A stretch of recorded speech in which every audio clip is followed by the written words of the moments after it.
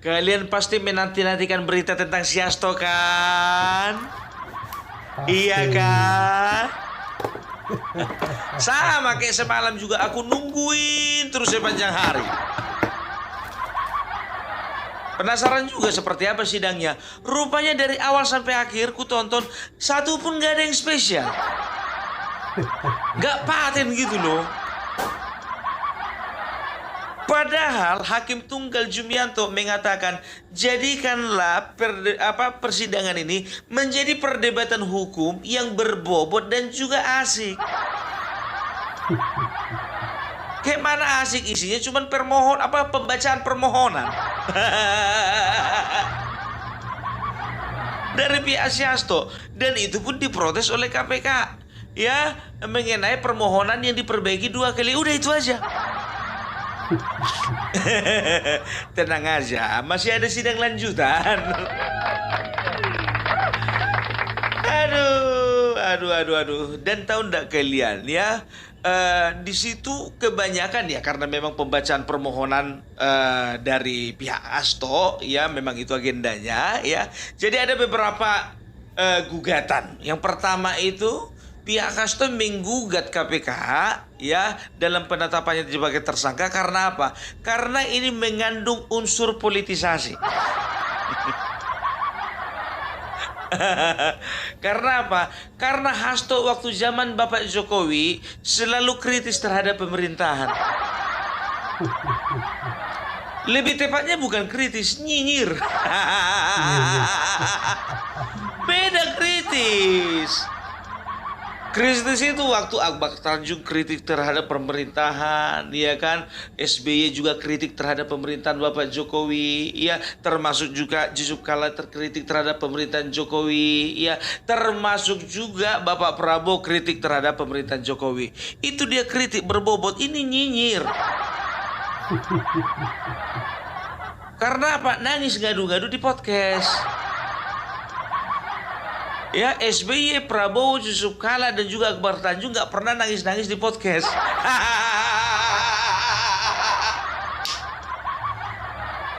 Bukan kritik itu.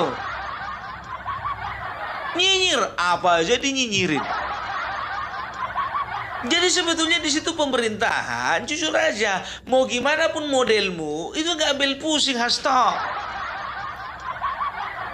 Karena nyinyirmu itu nggak ada guna dan nyinyirmu itu nggak dianggap. Jadi kalau dikatakan politisasi oleh karena Hasto sudah kritik terhadap pemerintahan sebelumnya, oh enggak. Ya karena apapun yang diucapkan Hasto itu memang memancing keributan gitu loh. Tapi kayaknya untuk negara ini kayaknya nggak terlalu terpengaruh, enggak. Jadi sorry lah ya, nggak ada politisasi. Kalau dikatakan politisasi, enggak. Yakin lah enggak. Baru yang kedua, penetapan Hasto sebagai tersangka oleh KPK, ya, dinyatakan terkesan terburu-buru. Ini cuman ingat kata-kata terkesan. Kan begitu. Kawan itu jeleknya tapi terkesan cantik. Karena bajunya bagus, make upnya bagus, rambutnya panjang, terkesan. Kan begitu. Pekerjaan ini terkesan rumit, tapi sebetulnya gampang kalau dikerjakan. Kan begitu. Jadi kesan itu bukan penilaian objektif, tapi penilaian subjektif. Ngerti? Ya karena apa? Nggak ada urusannya. Ya karena apa? Ya jadi mereka berpendapat terkesan terburu-buru karena ketua KPK baru saja diganti. Loh, apa urusannya? Walaupun ketua KPK baru saja diganti, tapi jabatan sebelumnya dia itu adalah direktur penyidikan. Jadi filenya si Hasto itu udah lama dia pegang. Kasusnya ini udah lama dia tangani. Kalaupun contohnya dia baru diangkat, misalnya dia bukan X dari penyidik KPK atau bukan X dari direktur ya penyidikan, Ya kan dia kan bisa tanya sama penyidik yang lama. Koordinasi. Enak aja ngomong, terkesan terburu-buru.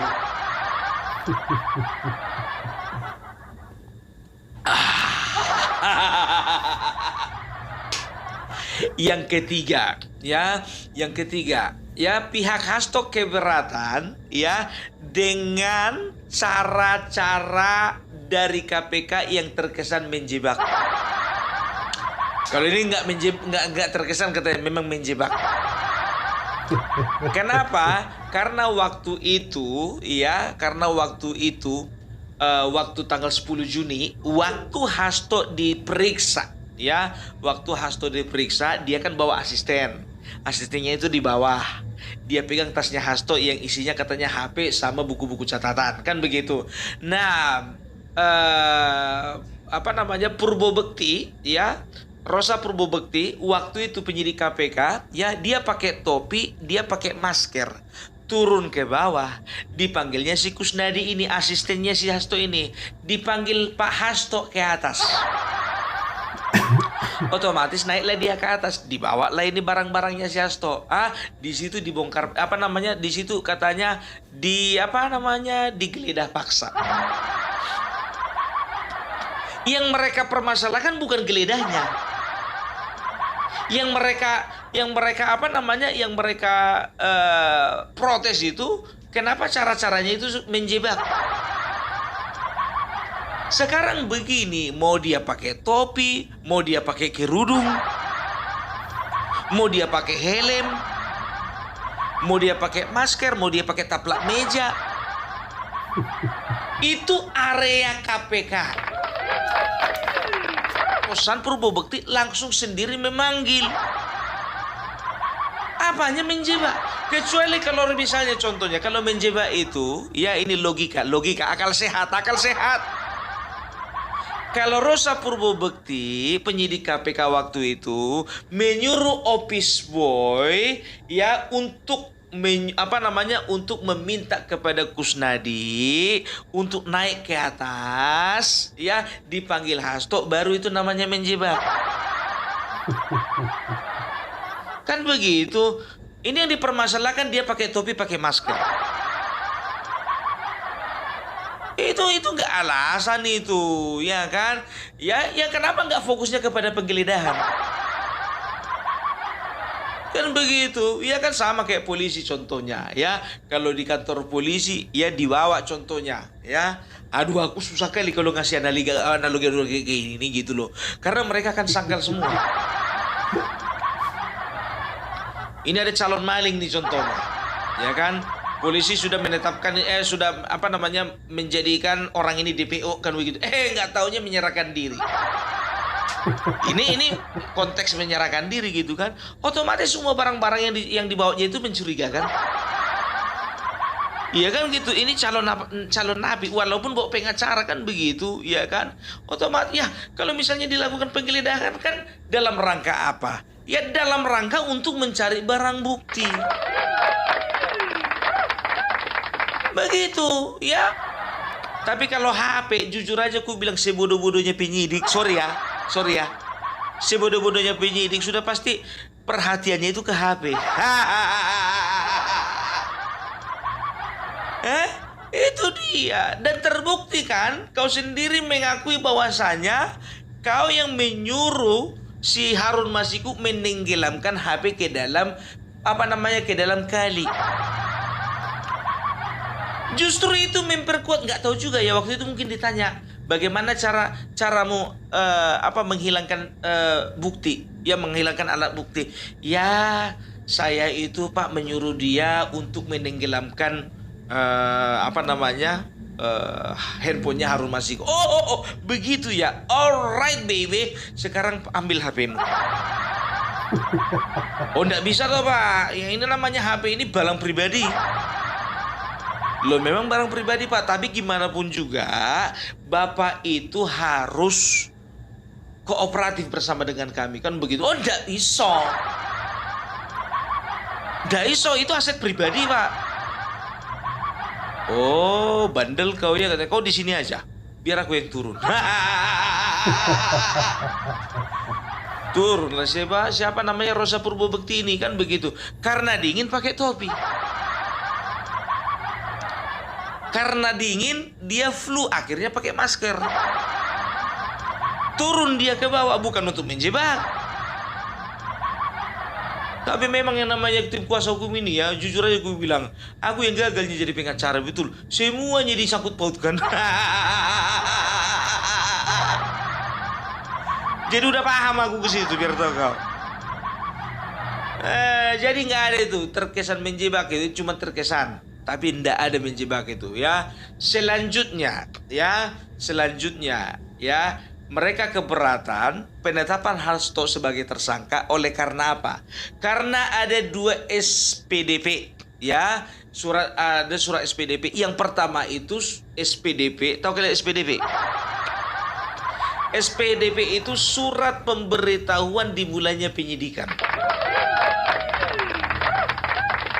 Ya, surat pemberitahuan dimulainya penyidikan dari KPK ke Kepala Kejaksaan ya.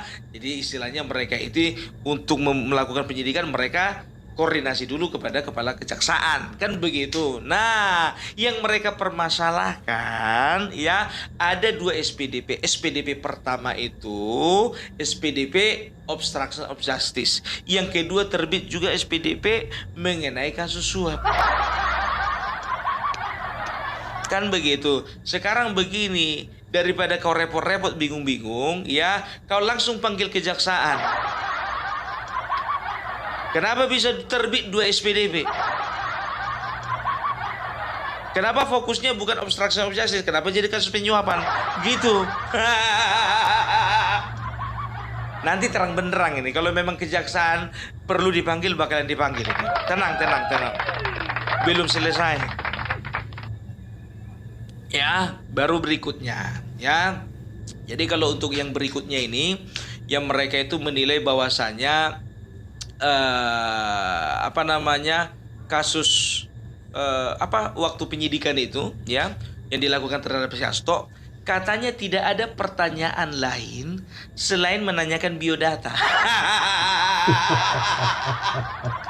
Masa sih penyidikan cuma nanya biodata? Bagus-bagus lah. Karena memang kan waktu itu kan tidak ada rekaman, tidak ada nggak tahu juga lah ya. Atau memang cuman kadang-kadang kan polisi kan begitu kan. Ya datang contohnya, dia ya misalnya dipanggil masih terduga. Ya kan? Jadi ini ketakutan ini Virto kalian, ketakutan ini ya. Jadi kepolisian kan bukannya bilang apa, dipanggil ke ruang interogasi ya. Nggak ada ditanya apa-apa itu. Diam aja. Otomatis itu kena kena mental itu terduga itu. Ya, terduga itu kena mental karena apa? Berarti udah tahu orang ini. Kan begitu. Akhirnya ngaku sendiri. Kita nggak tahu juga waktu itu yang namanya Hasto ya. Mungkin ketika dia tanya biodata, ternyata yang dia jawab bukan cuma nama, alamat, tempat tanggal lahir, kesukaan, hobi, makanan favorit. Mungkin saja dia juga memberikan clue. Sekarang begini Bapak, kan tidak mungkin tidak ada yang mencatat waktu di gedung KPK. Kau baca dulu ya berita acaranya ya. Setelah itu kau pelajari dulu apa-apa saja yang sudah disampaikan Hasto. Masa sih cuman biodata? Ketik. Namanya siapa? Hasto Kristianto, Pak. Punya gelar? Punya, Pak. Apa gelarmu? Doktor. Nama istri? Tunggu Pak ya, saya telepon dulu istri saya ya. Bune, jenengmu sapa toh? Bojo asem. Nama istri sendiri lali. Oh, namanya Lali, Pak. Oke. Tepat tanggal lahir. Tepat tanggal lahir Pak, tanggal sekian, tahun sekian, dan bulan sekian Pak di Jogja Pak. Tik tik tik tik tik tik tik tik. Oh Jogja, satu kampung kok sama Amin Rais. J Pak, J.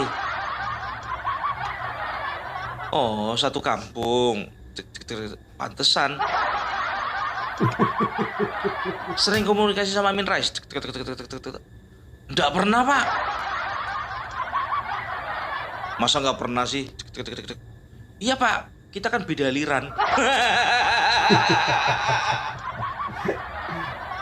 Yes, banyak kali pertanyaan. Makanan favorit, makanan favorit. Tergantung cuaca Pak. Oh tergantung cuaca. Kalau misalnya cuaca dingin. Oh saya paling seneng itu makan coto Makassar Pak. Soto Makassar. Kalau cuaca lagi panas? Kalau cuaca lagi panas Pak, itu saya paling enak tuh ngerujak sama minum cendol Pak, cendol dawet.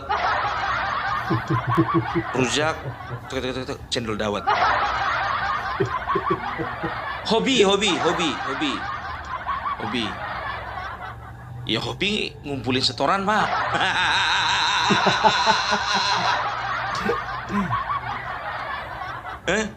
Yakin kalian 4 jam cuma ditanyain biodata? Enggak aja. Kalian kira orang bodoh kami semua. Ya, jadi itu dia. Jadi ya nanti kita tunggu lagi bagaimana hasil persidangan selanjutnya ya. Dan tahu enggak kalian, ada yang menarik dari persidangan antara Hasto dengan KPK. Di luar itu ada yang bakar-bakar ban.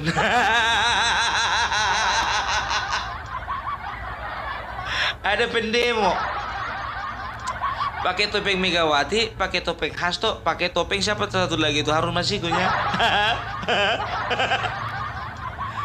Ya, dari kalau nggak salah itu kayak forum pembela tanah air gitu namanya. Tapi sekarang aku jadi heran. Maksudnya begini, aku jadi tanda tanya kan begitu. Ini masa dari mana? Ini masa yang pro sama orang si Hasto atau yang kontra? Ini agak mencurigakan ini. Karena sudah mulai meresahkan, sudah mulai membakar-bakar bambu dan juga sudah mulai membakar-bakar ban. Tapi untungnya langsung datang polisi, diambil racun api, dimatikan. Berarti kan kecil kali apinya itu. Iya kan, nggak perlu dipanggil pemadam kebakaran. Cuman diambil racun api. Itu dia. Jadi aku nggak, tapi kita hargai juga ya, kita hargai juga. Kalau memang mereka dari kelompok yang kontra dengan Hasto ya kita hargai juga. Tapi kalau misalnya mereka pro ya kan ya mereka kalau masalah topeng itu kan bisa aja pura-pura. Aku nggak berani lebih lanjut lagi karena apa? Informasinya sedikit. Kan begitu. Tapi itulah kayak sepak bola. Sepak bola itu yang penting kalau di Indonesia itu bukan permainannya, kerusuhannya. Kita nggak tahu juga loh. Ada masa yang lain di sana tinggal telepon. Kan begitu. Koordinasilah sama orang dalam. Bagaimana? Gitu-gitu aja sidangnya. Iyanya masih amannya, masih. Oh ya udah kalau kayak gitu pulanglah kami. Ini misalnya, kalau misalnya menggambarkan ya kayak kemarin itu kan sidang Hasto kan yang datang siapa? Yang datang kan masa pendukungnya Hasto. Masa sekarang masa pendukung KPK? Walaupun mereka mengatakan negara ini tidak sedang baik-baik saja. Kami mendorong Harun Masiku supaya ditangkap. Kapan lagi mau ditangkap? Jangan kalian yang bakar-bakar ban di sana. Kami di sini pun nungguin. Iya paling tidak terima kasih ya sudah mewakili perasaan kami.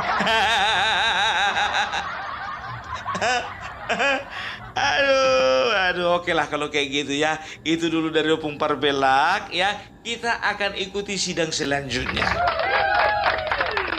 Oke? Ya, ya. Jadi salam Parpelak, salam NKRI, NKRI harga mati. Oke, terima kasih teman-teman yang sudah menonton videonya. Nah, itulah keseruan Pembagilan membahas dan mengomentari tentang sidangnya Hasto di pengadilan negeri. Dan apabila teman-teman ada pendapat atau ada saran, silahkan komen di kolom komentar. Selamat beraktivitas, sampai jumpa di video selanjutnya. Sampai jumpa.